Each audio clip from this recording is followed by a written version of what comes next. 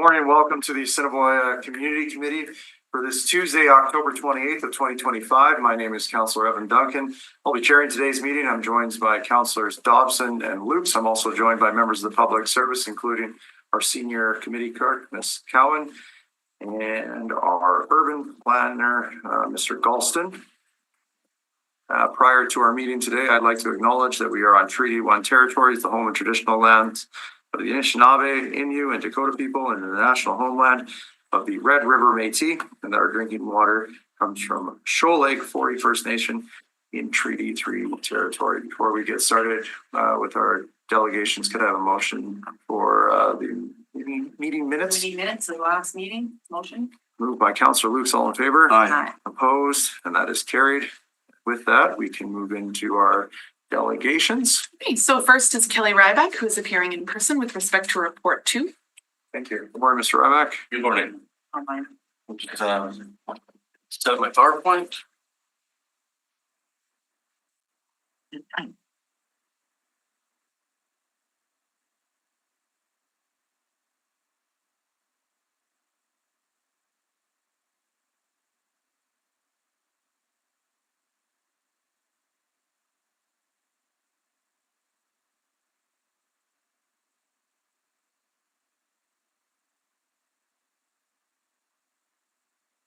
Yeah, mine always would require assistance on this. Is the USB stick? Find where the file is. You go to select the button to share. It's the green button on the bottom in Zoom. Excuse me. Do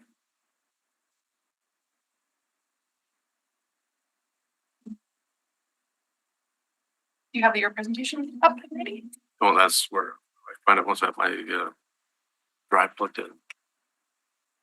How do I access the drive? Should be in files.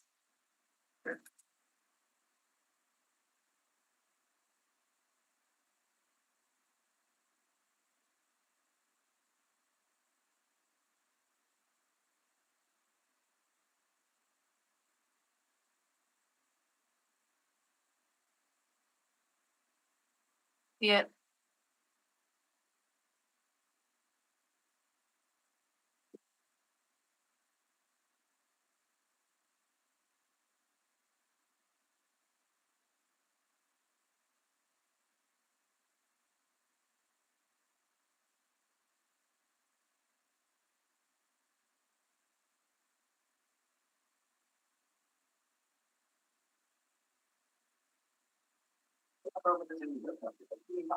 Button in the bottom, in the middle.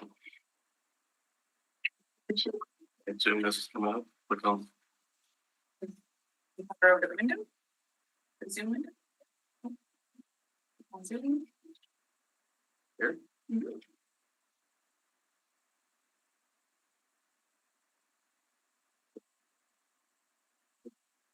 You're clicking here, so don't put it on Zoom.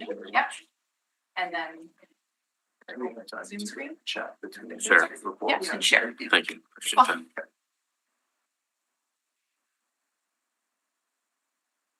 Thank you, everybody. Thank you. Y'all ready to go? Yes, we are. Thanks for your patience. So, Yeah, for now, what happened? You're not sharing your screen. It did. But then it did something.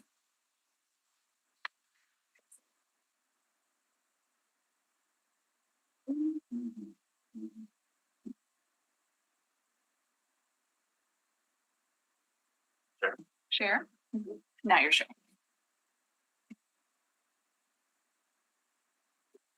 Okay, this is 613 Parkdale Street, 6-unit, 2-story townhouse. I've been engaged on this since July of 2022 and with the area residents. The issue with this is variances and rezonings are approved, to understand that. But as you're now looking for approval of building plans, the issue still remains on the location of the parking at 6 units, and there's been allowed for 9 parking stalls on the east side. And the issue being, I got to click on this here.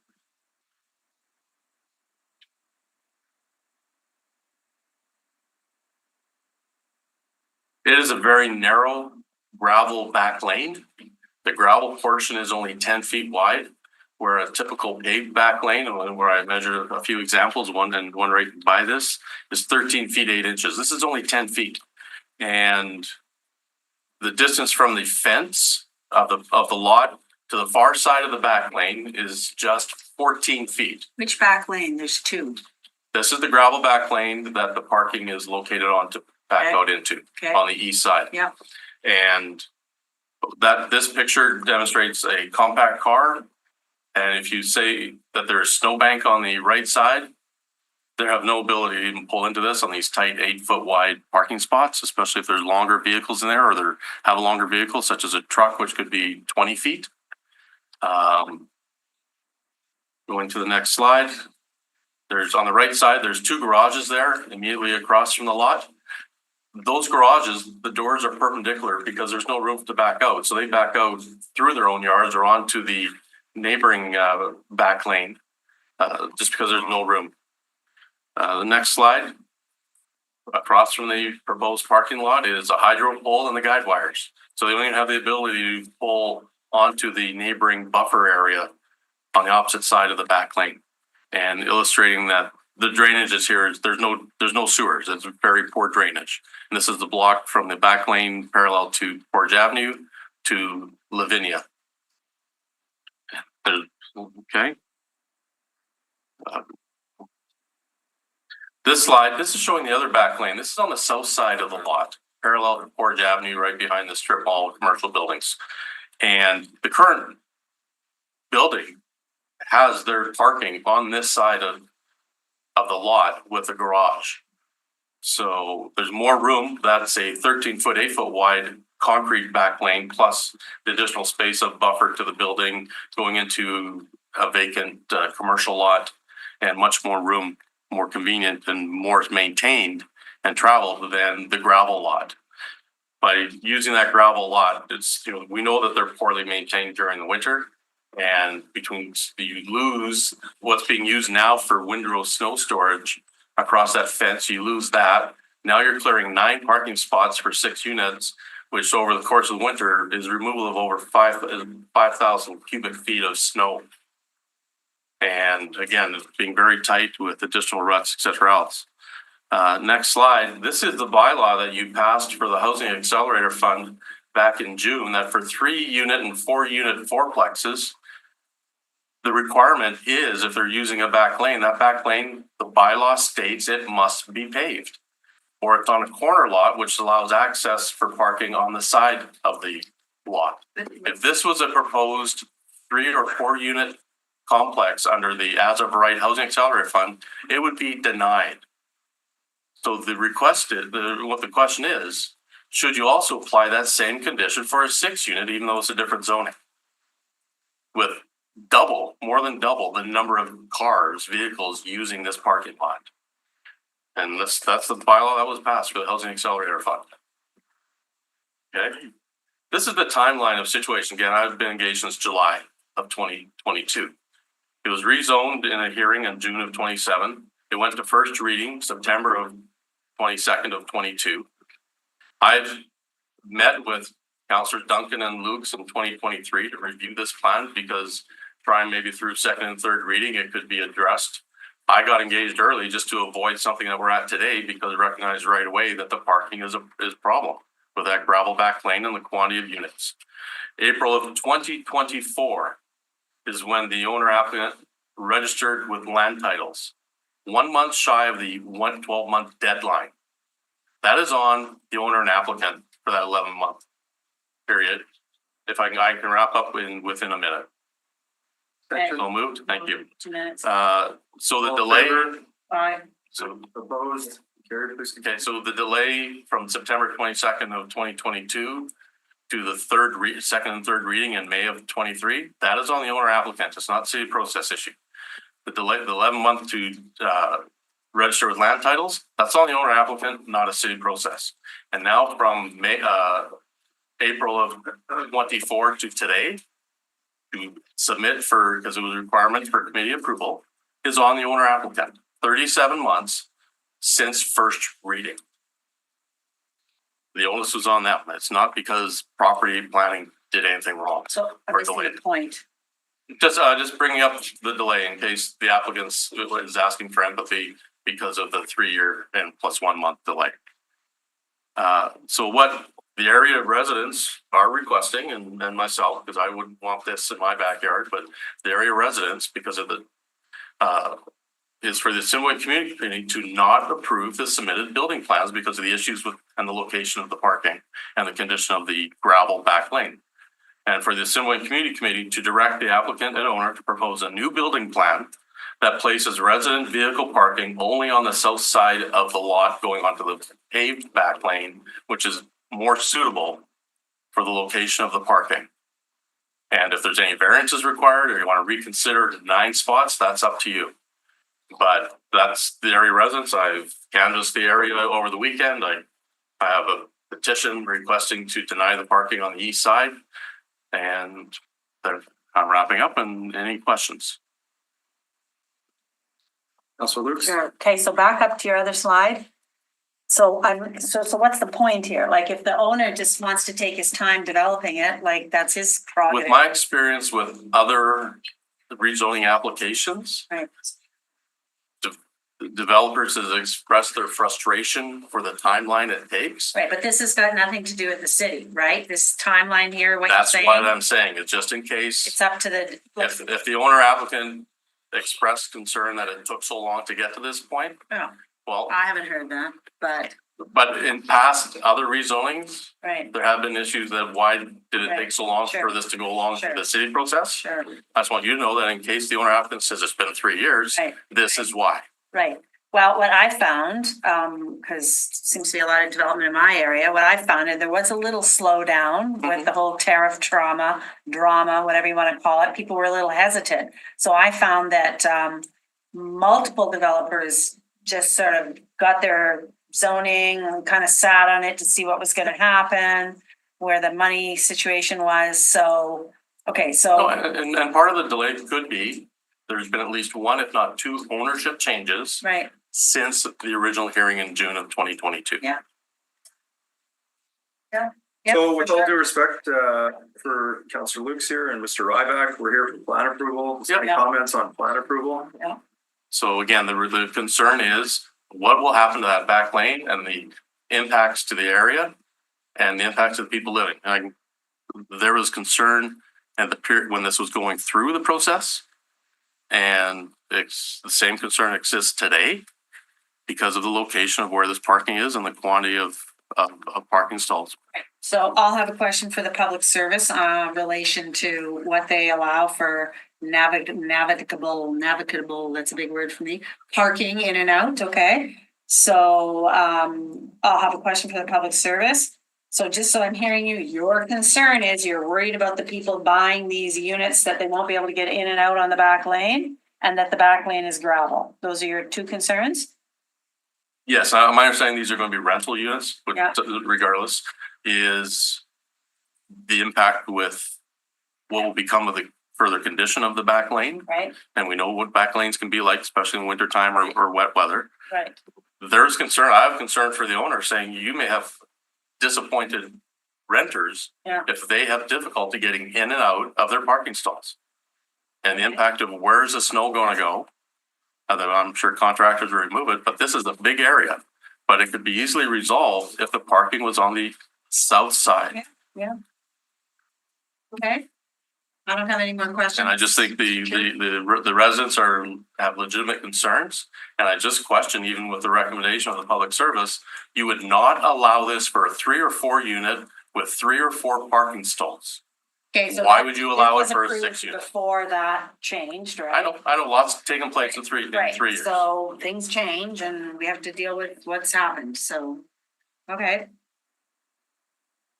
Yeah, I hear what you're saying on the parking. It's definitely tight there, but at the end of the day, it does maximize the space and the structures, if you could just speak to it, the structures that are existing there. Are you aware that they're going to be removed? No, I'm fully aware, but I'm what just saying, structures? There's garage there, there's house there, there's parking there. Oh, like the existing Yeah. ones, yeah, well, there's a rationale when those were built, why they were located at that spot and not the gravel back lane, and why the properties across from it, you don't access them right from the back lane. You go through the side yard because it's perpendicular. It's problematic. And the owners who are right there, first off, you're parking, you can't even pull into that opposite buffer area because of the hydro pole and the guide wires. The people who live right across from this property are concerned that they're going to have vehicles backing into their driveways, crashing into their garages, or bashing their chain link fence. And we know what it's like in wintertime when you add snowbanks windrows on both sides. You lose that additional space of creeping up or onto the lawn. All right, thank you very much. Seeing no other questions, appreciate your time this morning. Thank you. The next delegation is John Winthrop to be heard with respect to report 2.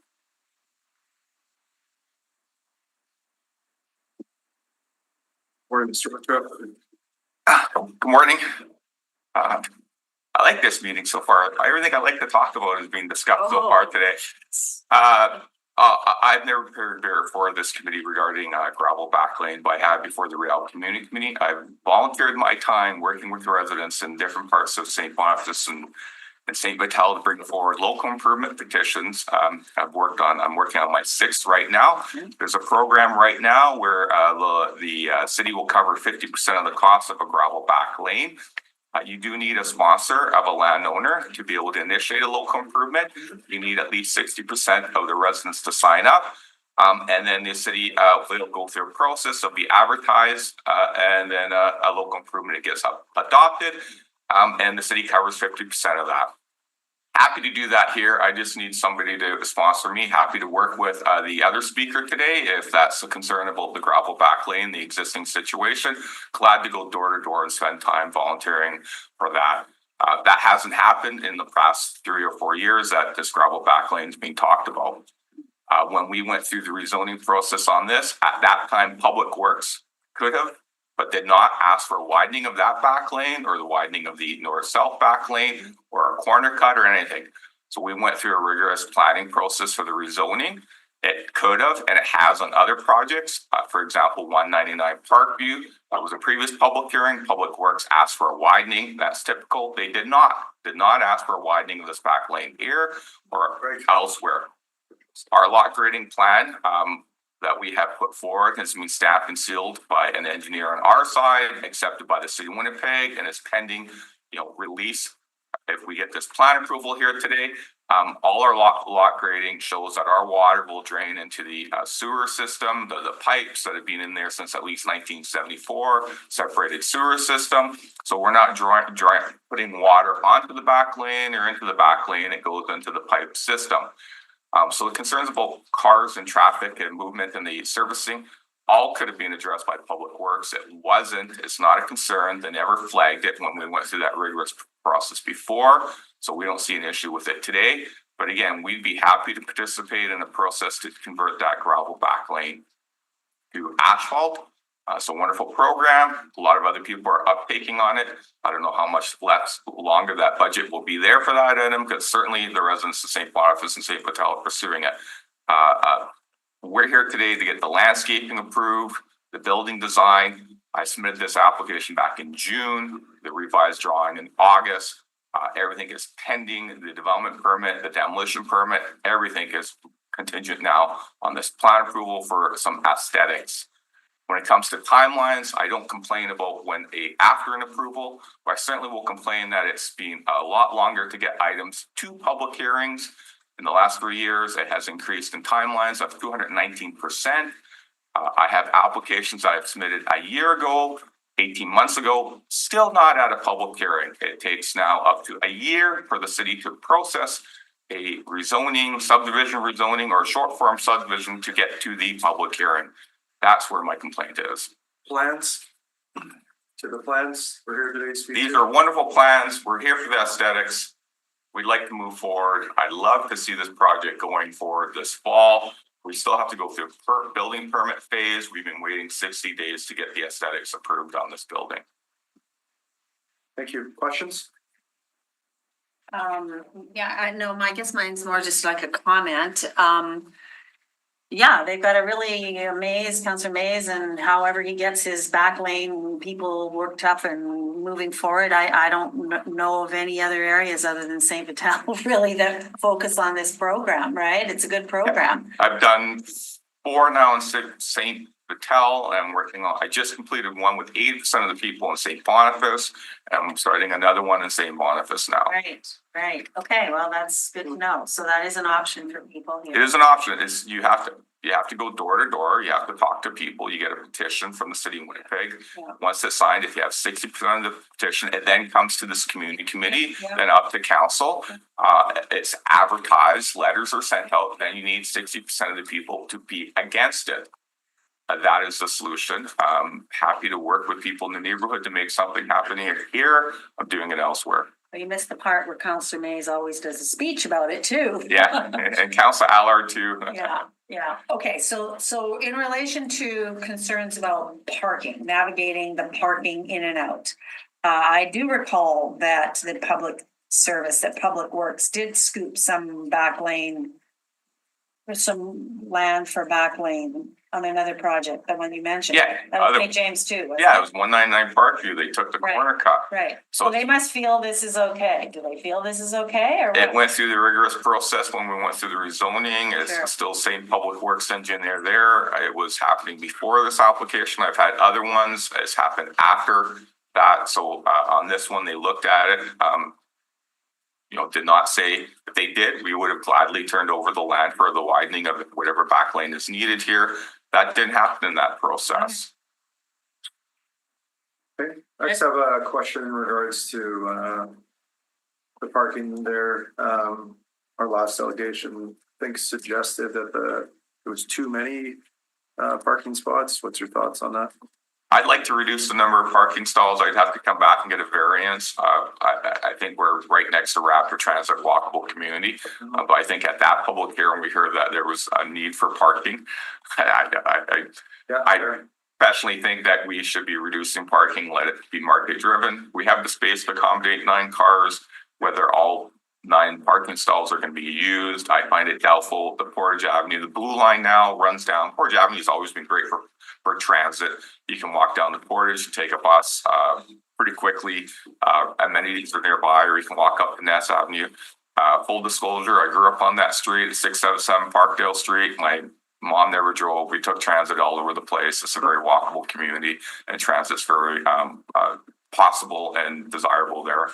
Has been for since the 70s when I was living there. So I don't know how much you really need a car to live in that neighborhood. It's one of the older parts of Winnipeg. Some of those houses there are close to 100 years old. It was laid down back in World War I. At the end of the street was a Veterans Hospital where the Princess Auto is. So it's one of the older parts of Winnipeg, and it's always been very walkable, actually. How about the actual lane itself? Concerns around the travel. Did your clients ever look into having his rear frontage paved there to do it himself or herself? Yeah, that's something I've talked to my client, but he didn't want me necessarily going around and approaching neighborhoods to see that somehow he's driving the process of forcing other people into a local improvement so that he can get his development. That's something that I try to avoid with residents. So usually I go out there first, or they approach me, and organically we do it with the support of the surrounding neighborhood. That hasn't happened here. Again, I'm putting that offer out there. Happy to do that with these residents to do that. If they want, I'll try to get my client to sponsor me to do that. But the local landowner on that block has to kind of sponsor me to get the petition. So never discussed the 85 feet at the back, to just have the 85 feet upgraded behind? Yeah, that didn't come up at the last public hearing either. Public Works didn't ask for it and wasn't placed upon it yet as a condition of approval. Questions? One question, even if you got all the neighbors to 60% or more that want to participate in that program, it won't necessarily get done in the next year or two. No, so how it works is got to go up to council, be approved, be advertised, and then what the city of Winnipeg will then tender the project. And then contractors will go out there and they have 2 years to complete it, because a contractor will try to scoop up a couple of back lanes, a couple of projects. if they're only doing one project in St. James and they're doing one in St. Vitalis, this drives up the cost. So they'll try to get a few projects together in one geographical location and do it in that construction season. That's why you typically will see, that's why you'll see if you drive around this summer or next summer, back lanes in one geographical neighborhood kind of getting done. It's just because of the contractor picked up the contract, since I'll do 2 or 3 of them, I can just move my equipment around. So once it gets approved, that it does have to get done in a window of 2 years. So. That's good. All right. Seeing no other questions at this time, appreciate your presentation today. Thank you. You're welcome. Question, Mr. Winter. Do you contact All right, so we can continue. Okay, the next delegation is Evan Hansen with Affinity Architecture, who's appearing via Zoom with respect to report 1. Hi, Evan. Just asked you to unmute yourself and then you can go ahead with your presentation. You have up to 5 minutes. Good morning. Thanks for the opportunity to speak with you this morning about this project. As the clerk had mentioned, my name is Evan Hansen and I'm with Affinity Architecture. I'll share my screen now and I'll just give a brief summary of the project.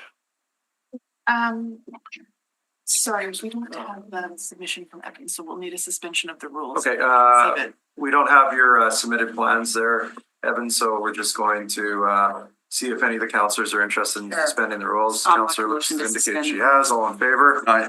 Opposed? Carried. Evan, could you please send this to me via email? We'll need a copy of the minutes if it's being presented to the committee. I'm just speaking to the plans that were submitted for plan approval, so there's nothing new. Anything shown to the committee has to be presented. Well, they're here. Are they here on the website? I can, it just to be sure that they're the exact same. So if you could just send those to me via email, Evan, that would be great. Sure, you want me to do it right now? No, after your presentation is fine, as long as I Okay, get. sorry, I didn't understand that particular nuance, but thanks for allowing me to speak to them. Are you seeing my screen now? Yes. Okay. So we're seeking plan approval for this multifamily project in the Bridgewater Trails neighborhood. It's located at the corner of Bridge Lake Drive and Southtown Road. The project includes a 6-story apartment with enclosed parking, which is located here. It's got enclosed parking on the main floor, and there's also stacked townhouses with surface parking that are located beside the apartment and along the east property line. The site is laid out with the apartment at the corner, as you can see. So this is the apartment, and the townhouses are closer to the single-family residential buildings on Delmonica. So we're hoping to have a nice transition of scale from the higher 6-story apartment building here to the 2-story single-family residences on Delmonica. The project has 192 dwelling units, and 30% of those dwelling units will be affordable. So that amounts to 58 dwelling units on the site that are affordable. You can see there's pedestrian pathways throughout the site that are connecting all of the front entrances of the dwelling units and the apartment entrances to the public sidewalks. And there is secure bike parking for 40 bicycles. That secure bike parking is located in the parkade of the apartment. And then another 24 bike stalls that are located on site. And the site has 193 parking stalls. The landscape requirements of the zoning bylaw have been met here. We're either meeting or exceeding the tree and shrub count.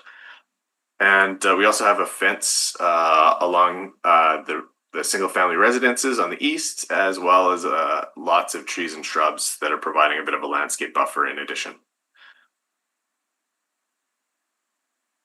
I'll just switch over to the elevations now to give you a sense of what the aesthetic looks like. So this is the apartment design, and it evokes the the traditional Renaissance design aesthetic that is required for the neighborhood.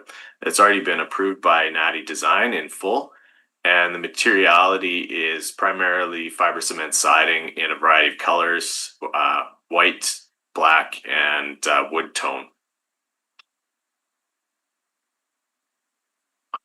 And the townhouse design is similar. It ties into the apartment with the same materials, the fiber cement siding, and the same color schemes. And that's the extent of my description today. So I'll turn it over to you for questions if you have any. Thank you very much. Any questions at this time? Yes, Council Lukes. Okay, so this is a huge project, lots of construction. I really appreciate the Southtown Bridge Lake Drive kind of corner appeal, right? That sort of swoosh to the corner. Mhm. That looks good. Now, can you just elaborate on your slide there? I think it's the second slide. You said you've got a fence that separates the 6-foot wood, oh, it was a wood privacy fence. Okay, that's what I wanted to know. It's a wood privacy fence. Correct. So are there trees there? I don't see trees, or Yeah, what's there? I'll go to, there's a better drawing here in the landscape drawings that would show the amount of trees that are happening. So there's quite a bit of planting anyway that's happening along here, trees and shrubs, pyramidal cedars, especially adjacent to the parking, in order to provide some screening from the parking, because the Got it. parking is getting relatively close to the fence. So there'll be that additional visual buffer that's happening. So you're doing all pyramidal cedars, or like the shrubs, they're not gonna see the shrubs over the fence, so. No, the hydrangeas are primarily alongside the townhouses here. So there's the shrubs that are the hydrangeas that are located here, and then where the parking happens, it's the pyramidal cedars and then hydrangeas. So that's how it goes. The townhouses are oriented so that the windows are facing perpendicular to the residents' backyards here. So that should provide an additional measure of privacy. There's a few windows in the townhouses on the side or on the end walls, but for the most part, the visibility out of the townhouses is not directed towards the backyards of the residences. And did you have to do a transportation study for this? Probably not, but I'm just gonna ask. No, we didn't have to do a transportation study. We're not rezoning, and this density of RMFM was already accounted for. Yeah, that's okay. And then so what's your parking ratio? What do you have? I did my calculation. What do you have? Sure. Well, I'll go roughly. It's approximately 1-to-1. We have 192 dwelling units and 193 parking stalls. Right. So, when I looked up transit here, right, Mhm. there are, 34 buses a day, weekdays that go by. So I think that's good. Like I'm getting a bit of feedback on transportation and congestion in the neighborhood. Mhm. And, to be expected, I guess. But transit does come by 34 buses a day. So one would think someone could, 15 to 20-minute intervals in peak times. So that's good.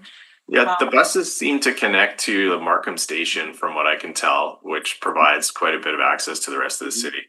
Yeah, and there's direct also to U of M. So that's good too. So. Yeah, and then there's the AT paths and sort of Yeah. commercial hub nearby. Yeah, okay. Yeah, this is one of a few empty lots, basically all that's left in the neighborhood. And I think this is a great project. So I don't have any other questions, I guess, on it, other than, I guess construction would start fairly soon. Yeah, we're hoping to have it starting in the ground at about spring of 2026. Next year, right? Good. Okay. And then I guess from a staging perspective, there's enough space that you won't be purchasing a part of the road for a time being, do you feel, or? I will maybe defer to the owner who's in the Yeah. audience. He's not registered as a delegation, but he would know better than I would. We can talk about that after. Okay. So, yeah, because they wouldn't be doing it on Keniston. If anything, they would be doing it on the other road, but there does seem to be a lot of space for staging and development. So, no, very exciting. I don't have any more questions. Okay, thank you very much. Thank you. Seeing no other questions, appreciate your time this morning, Evan. Thank you. Okay. We'll move on. That's the last delegation. Thank you very much. Excuse me. Okay.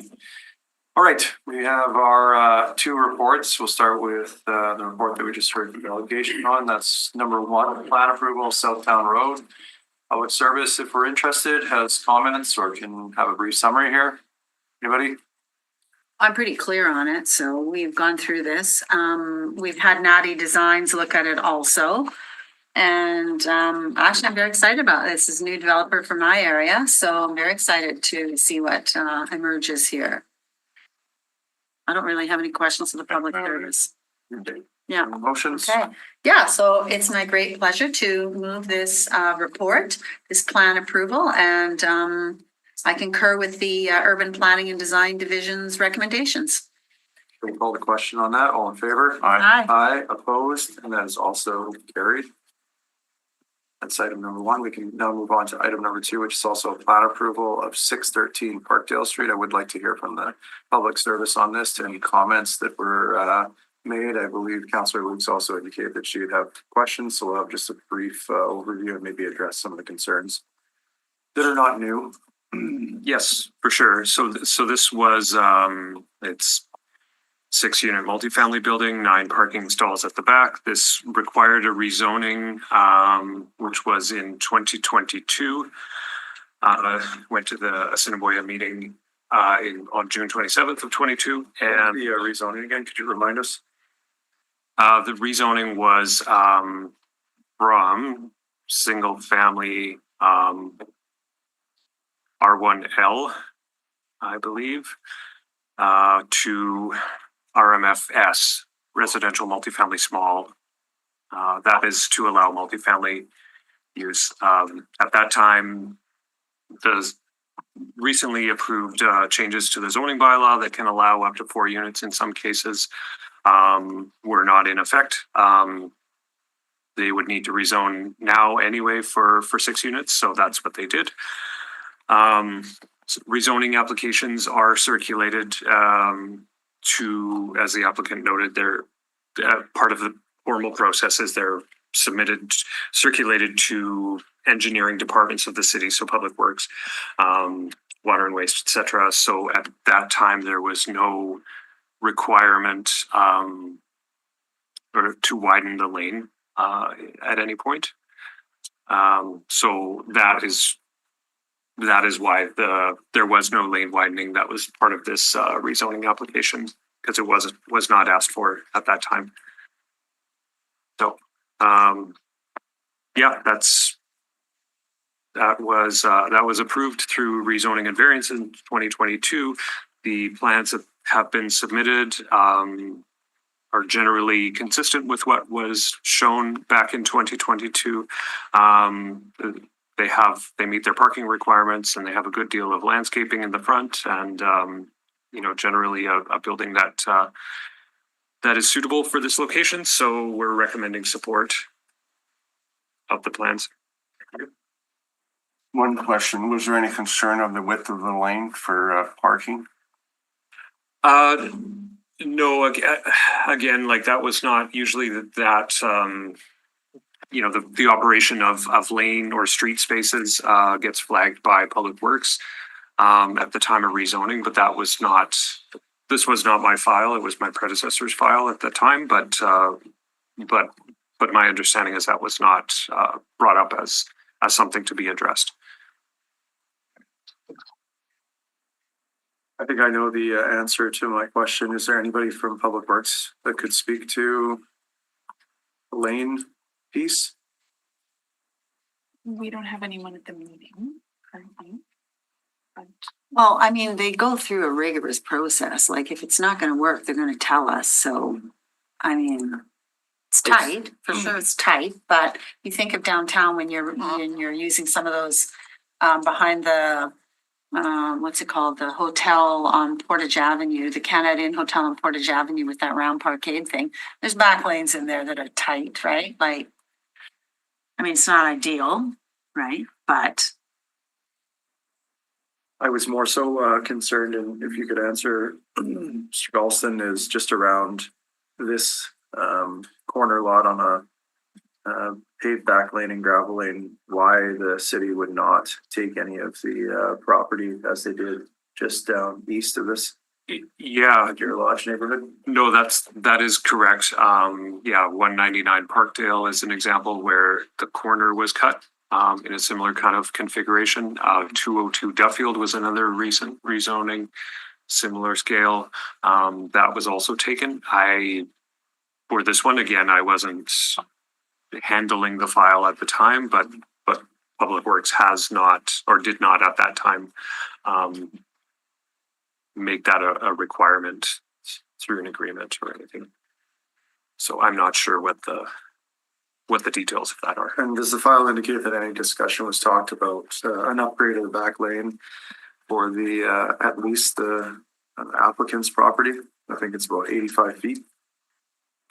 Yeah, no, I was looking through that the original rezoning file during the discussion and didn't see anything about that. It wasn't noted at all.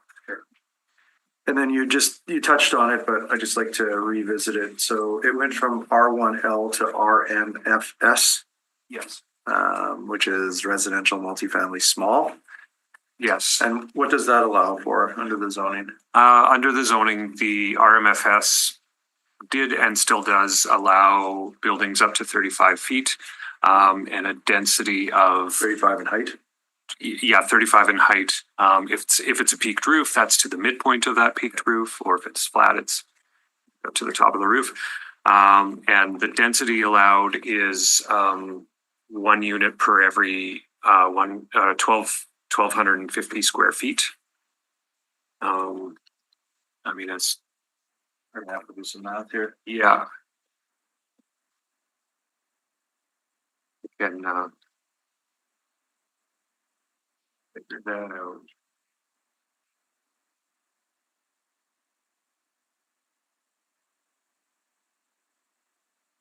$1,757 square feet.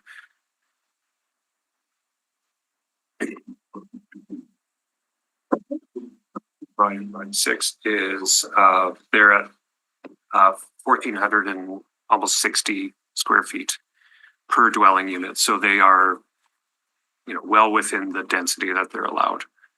They're allowed 1,250 square feet per unit, and they have over that, they have 1,460. All right, and touched on the lane piece, the parking. Meeting requirements, any other questions at all? I don't have any. I don't have any as well.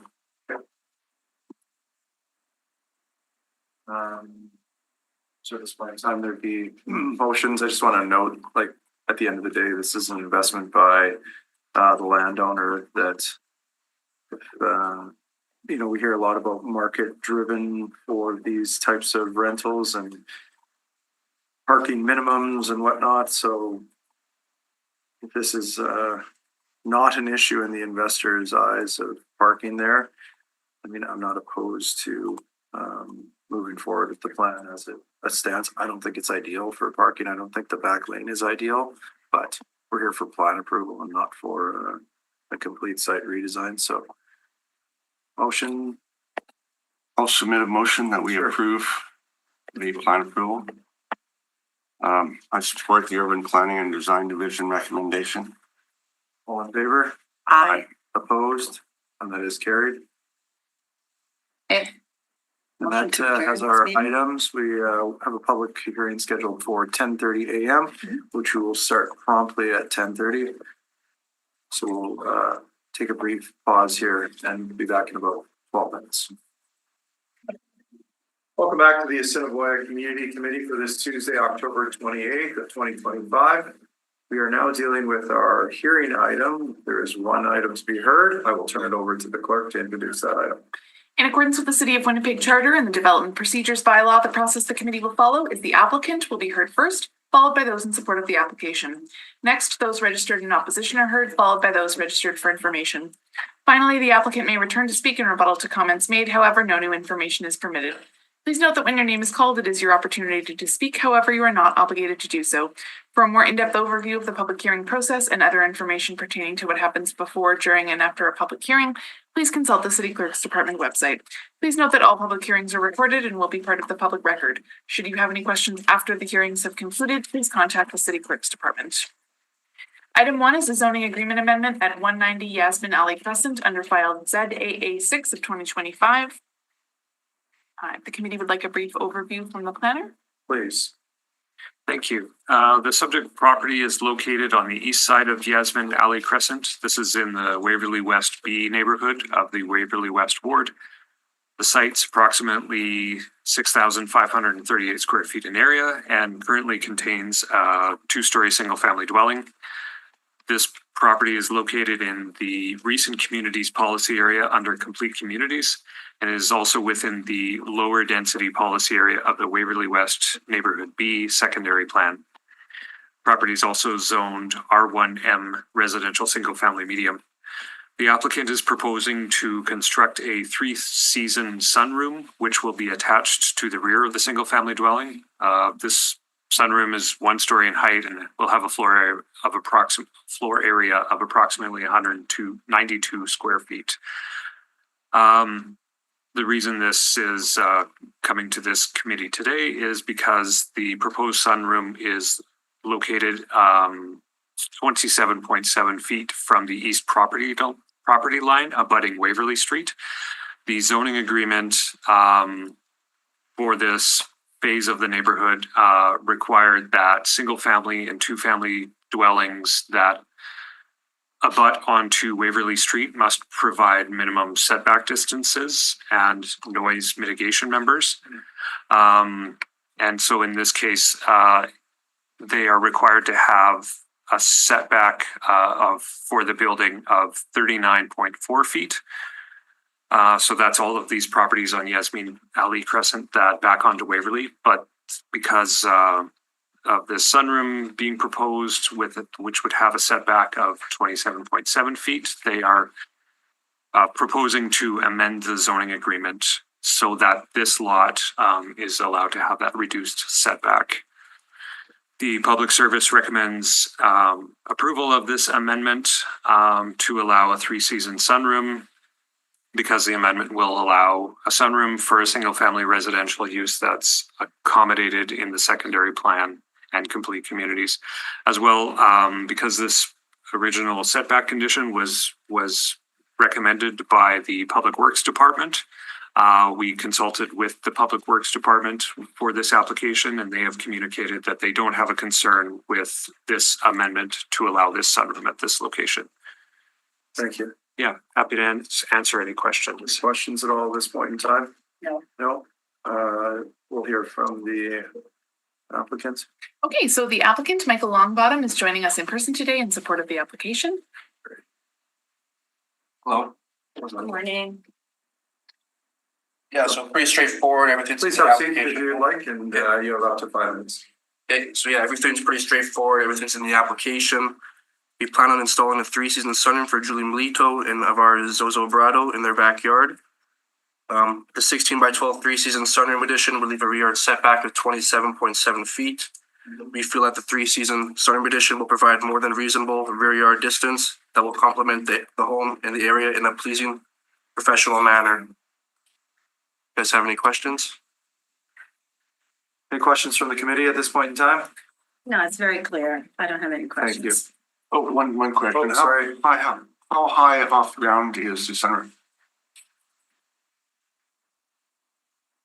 The floor. 30 inches. Oh, okay. That's not very much. Okay. Okay. Any other questions? Seeing none, thank you very much. Appreciate it. Julie Melitio is registered in support of the application, but has indicated she's not speaking. Julie, do you wish to speak or just in support? Okay. Okay. Julie is recorded in support. Thank you, Julie. And Ivar Zozobrado is also registered in support, but has indicated they're not speaking today. Okay, great. Please note Just that. noting that there's no one registered in opposition and no one in the gallery registered or looking to speak in opposition or for information. Thank you. No one's registered for information either. Great. Any other questions for the public service? Seeing none, any rebuttal to any comments heard? Michael, you have the opportunity to speak in rebuttal to comments made, but I'm not sure if you, okay. Okay, thank you, Michael. We'll move on to motions now. I see Councillor Luke's eagerly awaiting to make a motion. The report of the Winnipeg Public Service be taken as read. All in favor? Aye. Opposed? That the Carried. receipt of public representations be concluded. All in favor? Aye. Opposed? And that is also carried. That the recommendation of the Winnipeg Public Service be concurred in and forwarded to the Executive Policy Committee via the priority rezoning process.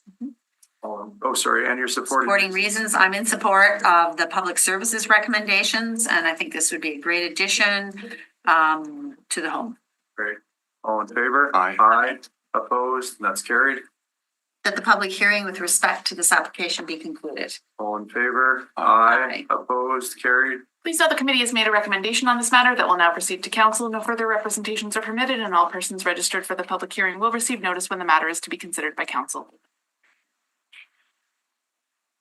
I did circulate an email to the committee, however, we didn't have an opportunity to speak to it, so I will bring a motion forward at the next ACC. Is there any other new business that we would like to deal with at this time?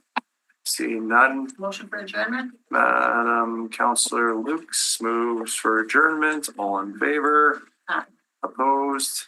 And that is carried. Thank you very much. We'll see you back at next month's meeting of the Assiniboia Community Committee. And then you know.